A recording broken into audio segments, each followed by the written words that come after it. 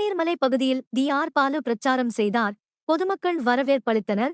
இளைஞர்கள் 2 சக்கர வாகனத்தில் திமுக கொடியுடன் ஊர்வலமாக சென்றனர்.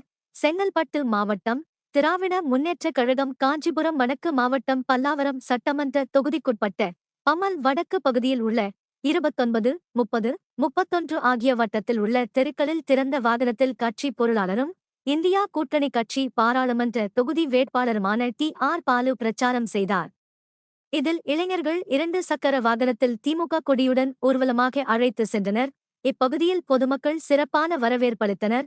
உடன் இந்தியா கூட்டணி கட்சியினர்கள் மற்றும் தாம்பரம் சட்டமன்ற உறுப்பினர் எஸ்.ஆர். ராஜா, பல்லாவரம் சட்டமன்ற உறுப்பினர் இ. கருணாநிதி, தாம்பரம் மாநகர மேயர் க. வசந்தகுமாரி, துணை மேயர் கோ. காமராஜ், பம்மல் வடக்கு பகுதி செயலாளர் தா. ஜெயகுமார், மாமன்ற உறுப்பினர்கள் ஜெ. சண்முகசுந்தரி, மு. சித்திராதேவி, வட்ட கழக செயலாளர்கள் பி. ஆண்டவன், இ. பாலாஜி, மு. ஜோசப் மற்றும் கட்சி நிர்வாகிகள் உடன் சென்றனர்.